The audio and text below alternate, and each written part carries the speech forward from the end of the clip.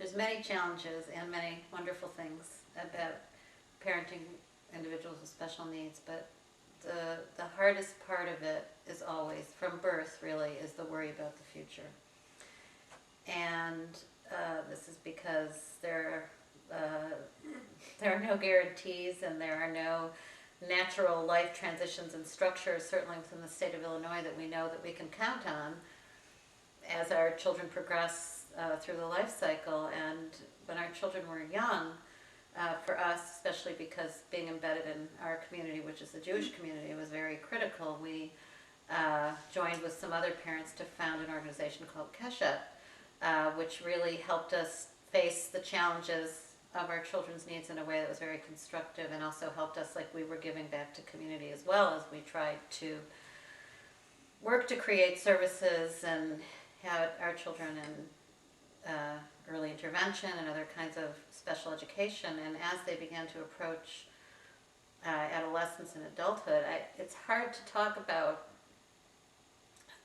what a dark feeling that was, because when your children are young, you think, how do we create a life of meaning, a life of community participation, and then when you, in Illinois in particular, that looming transition past the mandated services of 21 was just absolutely terrifying, because there was nothing there. And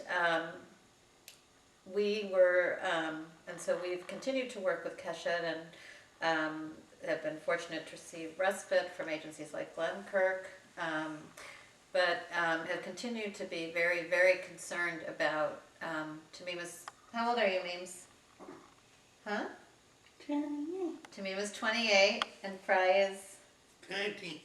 Fry's gonna be 24 on July 17th, and we are struggling to figure out how we can generate support for them in a way that can enable them to maximize their potential and be engaged in the community. And we were have an angel sent to us from heaven, and that's Ruth Rothstein from CAU, because Ruth said, we're going to help you find that support. And I personally am a very optimistic person, but really held out no hope that there was any kind of support for us in that way. And in the advocacy that CAU and Ruth have been doing to try to help us obtain adult home-based services, support for us to keep Memes and Fry in the home and in active community engagement, is really a lifeline. And we don't have it yet, but we've been optimistic that this would be a way to secure their future. And the proposed budget cuts, which take that, even the shred of hope of that lifeline away, is very devastating. The greatest fear always is after the parents are gone, when we're gone, and we're always, aware of our mortality, what happens to the kids. And what you want to try to believe is that the state will always be at least, at the backstop and a secure foundation for services to the kids for the rest of their lives, and you hope they survive you as a parent. And the kinds of things that are going on now just shake your confidence that the state has that commitment to its most vulnerable citizens.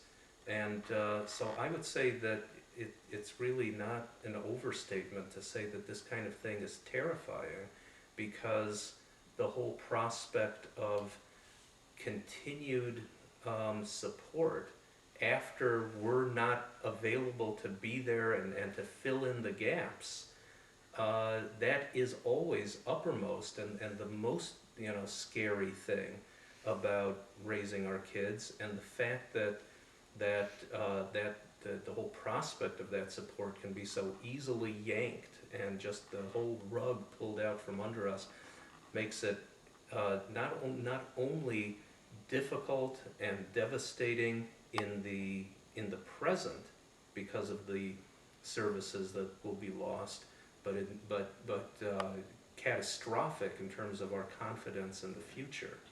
And that's really extremely difficult to overcome.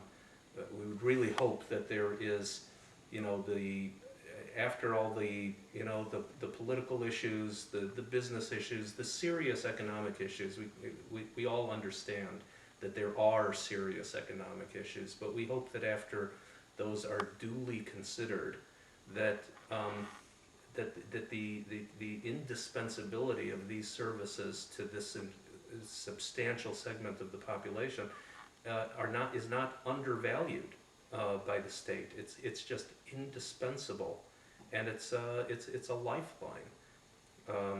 So I think that translates directly into the insecurities and the anxieties that the parents feel about the continuity of service when there's no one else to provide it.